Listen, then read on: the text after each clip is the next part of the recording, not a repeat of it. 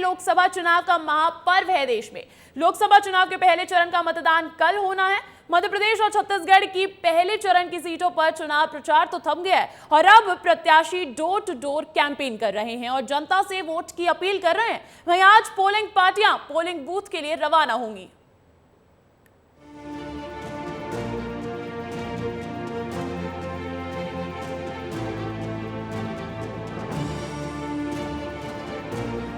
लोकसभा चुनाव के पहले चरण का मतदान 19 अप्रैल को होगा, जिसको लेकर चुनाव प्रचार थम चुका है। अब प्रत्याशी डोर टू डोर जाकर जनसंपर्क कर रहे हैं।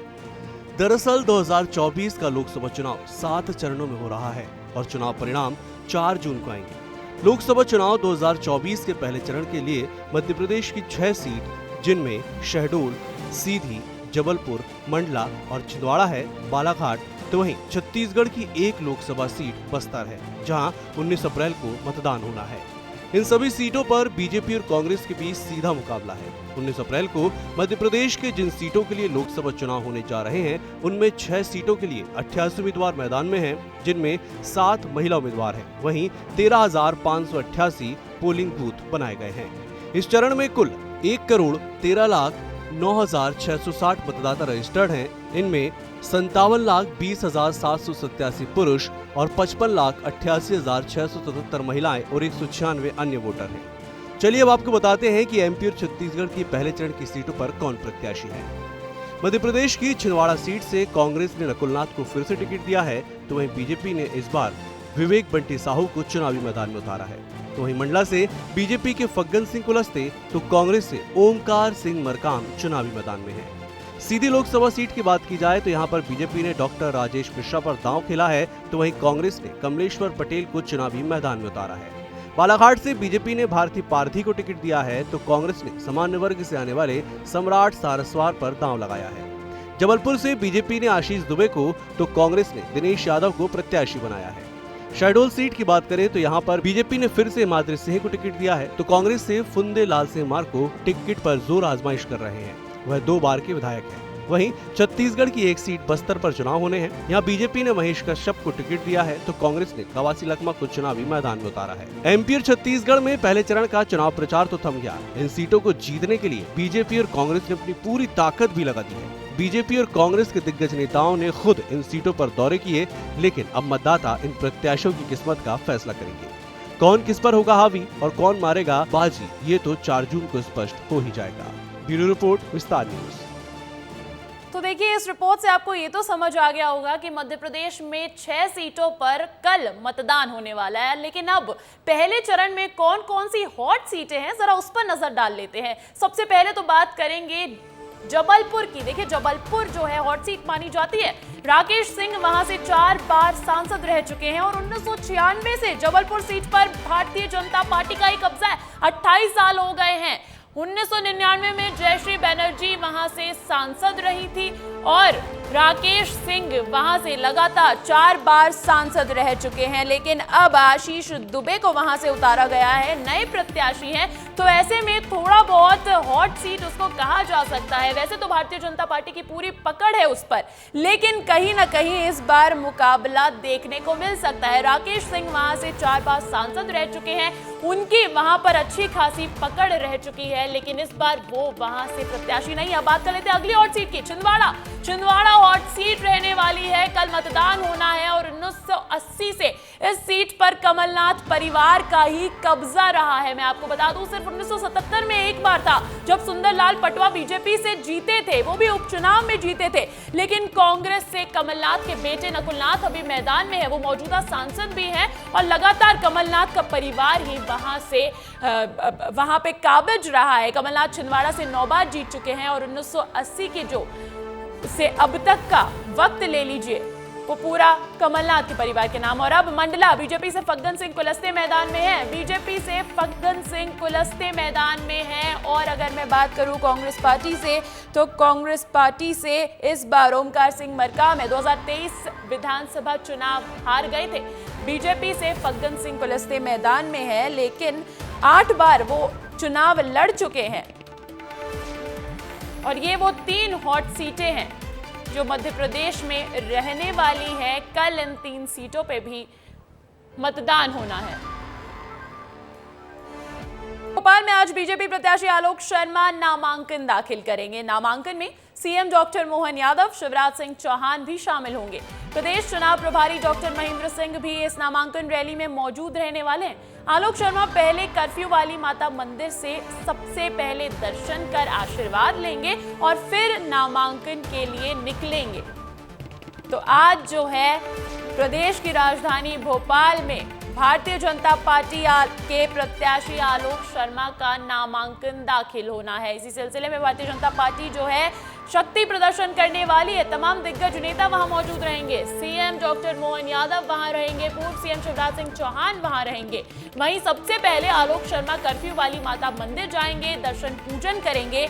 और आपको मैं बता दूं कि भोपाल का सियासी मिजाज क्या रहा है। बीजेपी का गढ़ मानी जाती है भोपाल, ये प्रदेश की राजधानी। उमा भारती, कैलाश जोशी जैसे दिग्गज नेता यहां पर सांसद रहे हैं। 1980 में कांग्रेस के शंकर दयाल शर्मा यहां से जीते थे। देखिए भोपाल जो है वो बीजेपी का गढ़ कहा जाती है। 1989 के बाद कभी नहीं हारी है भारतीय जनता पार्टी। लगातार 9 चुनावों से जीत रही है बीजेपी भोपाल से, और ऐसे में भोपाल हॉट सीट बन जाती है। 2019 में जीती बीजेपी की साध्वी प्रज्ञा ठाकुर।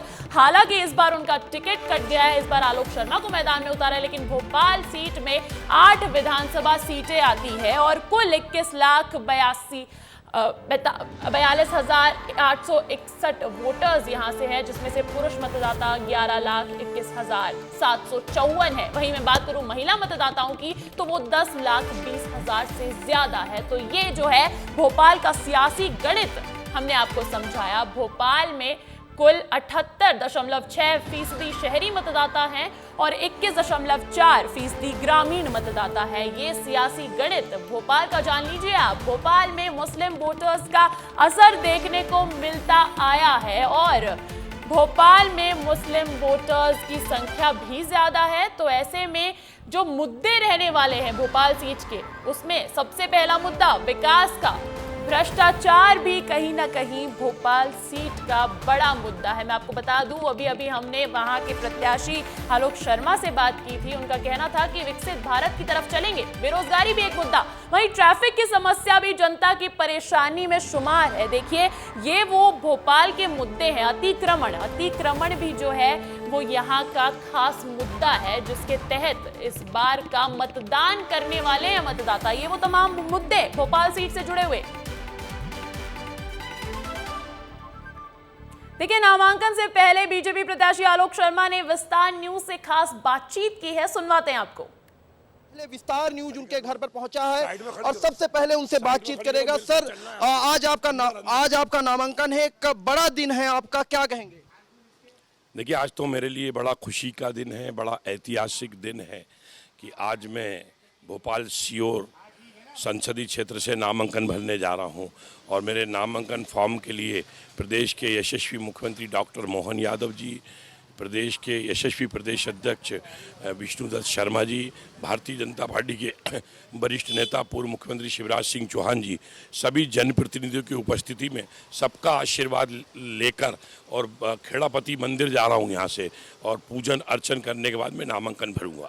महापौर भी रहे हैं आप, पार्षद से लेकर महापौर का सफर और अब लोकसभा प्रत्याशी, ऐसे में क्या विजन है आपके? कैसे विकास करेंगे भोपाल का? पुराने भोपाल में आप हैं और आपका घर भी है, पूरे विजन क्या है, एक बार विजन बताइए। देखिए भोपाल की जनता के सपनों का भोपाल कैसा हो, सीहोर की जनता के सपनों का सीहोर कैसा हो, बेरसिया की जनता के सपनों का बेरसिया कैसा हो, इसके लिए विकास का हम रोड मैप बना रहे हैं। जनता के बीच में भी गए, काफ़ी सुझाव हमारे पास आए। बहुत ही जल्दी हम मीडिया के सामने आपके माध्यम से समाज को भोपाल का विकास का संकल्प पत्र, भोपाल के विकास का मैनिफेस्टो जारी करेंगे और आने वाले समय में संपूर्ण भोपाल का समग्र विकास हो, इस दिशा में हम लोग काम। क्योंकि आपने लंबा सफर उनका देखा है, पार्षद रहे हैं, जब एक छोटे से मतलब पार्षद से लेकर महापौर, वो भी राजधानी भोपाल का, विधानसभा प्रत्याशी, लोकसभा प्रत्याशी, कैसे उस संघर्ष को उनके संघर्ष को करीब से आपने कैसे देखा है, जरा बताइएगा।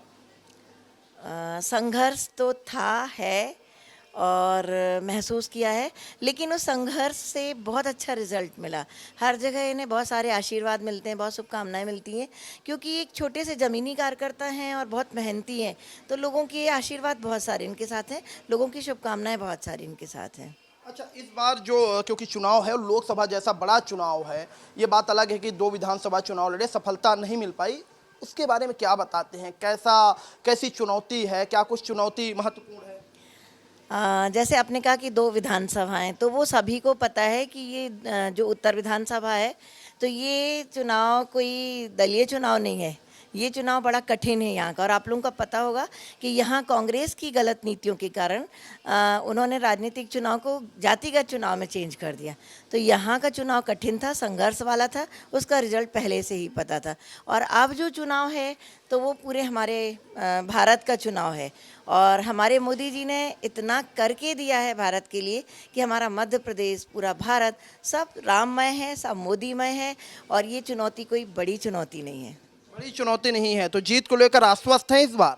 जीत को लेके 101% आश्वस्त हैं हम। आप भी कहीं चुनाव प्रचार में गई अभी तक कि आप नहीं जा रही हैं? नहीं, मैं जा रही हूँ, और मुझे कम से कम 15 दिन से ज़्यादा हो गए हैं। लगातार महिलाओं के संपर्क में हूँ, और जहाँ भी जाती हूँ तो बहुत अच्छा मिल रहा है रुझान। सारे लोगों का ये कहना है कि अब हमें भोपाल का सांसद मिलेगा। कांग्रेस को एक और बड़ा झटका लग गया है। पूर्व महापौर सुनील सूद थामेंगे बीजेपी का दामन। आज औपचारिक रूप में भी वो बीजेपी ज्वाइन करने वाले हैं। आपको बता दूं कि कल ही सुरेश पचौरी के बंगले पर सुनील सूद से हुई थी बीजेपी प्रत्याशी आलोक शर्मा और जिलाध्यक्ष सुमित पचौरी की मुलाकात, और उसके बाद आज ये खबर आ रही है कि अब उन्होंने भारतीय जनता पार्टी का हाथ थाम लिया है। हाथ का हाथ छोड़ अब कमल का साथ थाम लिया है पूर्व महापौर सुनील सूद ने। इसी सिलसिले में अब कांग्रेस पार्टी को एक और बड़ा झटका लग गया है।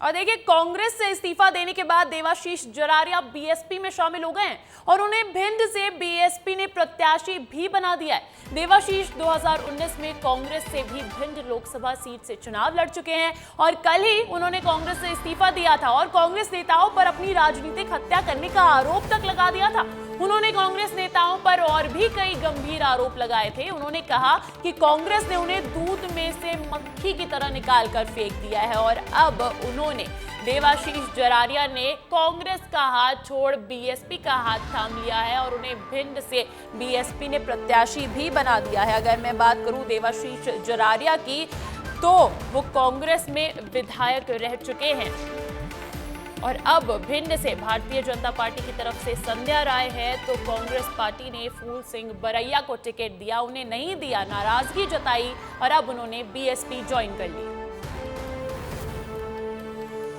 कल जहां पहले चरण की सीटों पर मतदान होना है, ऐसे में पूरे देश में चौथे चरण के लिए नामांकन पत्र भरने का सिलसिला आज से शुरू हो गया है, जिनमें मध्य प्रदेश की भी 8 सीटें शामिल हैं, जिनमें देवास, उज्जैन, मंदसौर, रतलाम, धार, इंदौर, खरगोन और खंडवा लोकसभा क्षेत्रों के लिए नामांकन भरे जाएंगे।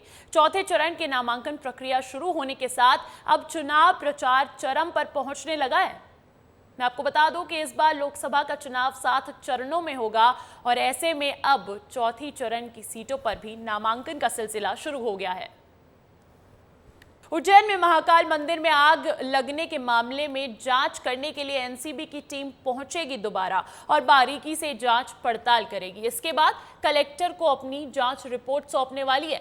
होली पर महाकाल मंदिर में आग लगने से 13 लोग झुलसे थे और बाद में इलाज के दौरान मंदिर के सेवक की मौत भी हो गई थी और इसी सिलसिले में जांच पड़ताल का जो सिलसिला है वो लगातार प्रशासन की तरफ से चलाया जा रहा है। तमाम एक्शन लिए गए हैं। अब व्यवस्थाएं जो है उनमें सुधार किया जाना है। प्रबंध समिति को भी ये निर्देश दे दिए गए हैं कि आइंदा से ऐसी कोई दुर्घटना ना हो।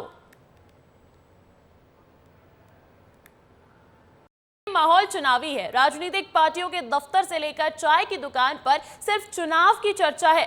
गर्म चाय के साथ दुकानों पर चर्चा का माहौल भी गर्म है। खरगोन में विस्तार न्यूज ने लोगों से चाय पर चर्चा की और सियासी तापमान को मापने की कोशिश भी की। देखिए। विस्तार न्यूज के खास कार्यक्रम चाय पर चर्चा के लिए आज हम निकल पड़े हैं खरगोन लोकसभा सीट के सेंधवा क्षेत्र में चाय है, साथ में चर्चाएं भी चल रही है। क्या लगता है कौन जीतेगा, क्या लग रहा है? माहौल तो देश का तो नहीं बोल सकते, लेकिन हमारे खरगोन बड़वानी लोकसभा से जो एक उम्मीदवार आया है नया कांग्रेस कैंडिडेट पोरलाल करते, जो कि नौकरी छोड़ के समाज सेवा के हिसाब से आए हैं, तो उसकी चर्चा ज्यादा चल रही है गांव और खेड़ों में। बाकी क्या मुद्दे क्या होने चाहिए इस बार? जैसे हम युवा है तो हमारे युवाओं के तो मुद्दे है बेरोजगारी, महंगाई। सबसे ज्यादा हमको तो सबसे ज्यादा लगता है देश का अगर मुद्दा होना चाहिए तो महंगाई है। महंगाई है। क्या लग रहा है इस बार चुनाव में कौन जीतेगा, क्या मुद्दे होना चाहिए? चुनाव में मुद्दे होने चाहिए सर कि मतलब बढ़ती बेरोजगारी और पलायन जैसे ये होना चाहिए। ये होना चाहिए। उम्मीद तो बीजेपी की लग रही है सर। बीजेपी की लग रही है। मुद्दे क्या होने चाहिए आप? मुद्दे सर ऐसे होने चाहिए जैसे शिक्षा स्वास्थ्य पे बात होना चाहिए। स्वास्थ्य पे बात होना चाहिए। चुनावी माहौल है, अच्छी वोटिंग होना चाहिए। हाँ, वोटिंग अच्छी होना चाहिए। मुद्दे क्या होना चाहिए? मुद्दे ये स्वास्थ्य, रोड, ये वो सब चीजें मतलब सुव्यवस्थित क्या होना लगता है कौन, बीजेपी कांग्रेस कौन? चाहिए। अभी वो वोटिंग होने के बाद ही पता चलेगा आप कि किसको वोट देने वाले हैं? हाँ सर, वो तो हम बताएंगे बाद में। चुनावी माहौल तो अच्छा ही है। चुनावी माहौल क्या, हाँ, क्या लग रहा है कौन जीतने वाला, किन मुद्दों पर बात होनी चाहिए? नहीं, इस तरह यहाँ पर तो गड़बड़ा सकते हैं, मगर मोदी ही बनेगा। मोदी ही बनेगा। मोदी ही बनेगा। चलिए, राम मंदिर का भी एक बड़ा मुद्दा है। मुद्दे हैं, ऐसे बहुत से मुद्दे हैं। जैसे विकास के नाम पर वोट देंगे लोग। अच्छा, विकास के हाँ, विकास के नाम पे लोगों में जो चर्चा है कि विकास के नाम पे लोग वोट देना चाहिए। जात पात वाला कोई भेदभाव वाला कोई बात ही नहीं। हर वर्गों को लेके साथ मोदी चल रहे हैं। हर आदमी को मिल रहा है, गैस चूल्हा मिल रहा है, सिलेंडर मिल रहा है, किसानों को फायदा हो रहा है, किसानों के साथ खेती में पैसे आ रहे हैं। क्या लगता है आपको कि इस बार कौन जीतने वाला है? बीजेपी बीजेपी जीतेगी। क्यों जीतेगी बीजेपी? विकास का कार्य अच्छा हो रहा है। और किन चीजों से प्रभावित है आप? रोड है, ये है, बिजली है, पानी है, सब कुछ है। पानी है। देखो सर, यहाँ तो जो सांसद है वो कांग्रेस का, उसका ज्यादा बड़ा भारी चल रहा है। जो अभी प्रत्याशी है? हाँ, प्रत्याशी है ना। अच्छा। और केंद्र में जो है मोदी की लहर ज्यादा चल रही है ना। और हमारा उद्देश्य है शिक्षा, स्वास्थ्य, कृषि, पानी, बिजली फ्री होना चाहिए, है ना। डीजल, पेट्रोल, घास तेल, इस पे सब्सिडी होना चाहिए। सब्सिडी। चाय पी जा रही है, चाय के साथ में चुनावी चर्चा भी कर लेते हैं। क्या लग रहा है इस बार लग रहा कौन जीतेगा? हम तो राहुल का जिताएंगे। राहुल कौन? राहुल गांधी जी? हाँ। अच्छा, तो आपके कैंडिडेट कौन है? यहाँ पर खरगोन में कौन कैंडिडेट है प्रत्याशी? वो खरते जी। अच्छा अच्छा अच्छा, तो इस बार उनको जिताएंगे। क्यों जिताएंगे? काम नहीं हमारा हो रहा। काम नहीं हो रहा है। चलिए, काम ना होने की वजह से इस बार राहुल गांधी को वोट देने वाले ही हैं। चलिए, क्या नाम है तुम्हारा? सुंदरलाल। सुंदरलाल जी, किसको वोट देंगे इस बार? मोदी को। मोदी को। क्यों देंगे वोट? वो काम अच्छा कर रहा है इसलिए। काम अच्छा कर रहा है। अच्छा अच्छा अच्छा अच्छा। चलिए, चुनावी चौपाल की ये मिली जुली प्रतिक्रिया हमारे सामने आई है। कोई कहता है राहुल गांधी को वोट देंगे, कोई कहता है मोदी जी को वोट देंगे। बहरहाल, चुनावी चर्चा में हम यहीं तक थे। इसके बाद आगे किसी शहर में हम पहुंचेंगे। तब तक के लिए आप इसी चुनावी चर्चा को देखने के लिए देखते रहिए विस्तार न्यूज। विस्तार न्यूज के लिए नजमुद्दीन शेख के साथ जफर अशरफी, बड़वानी।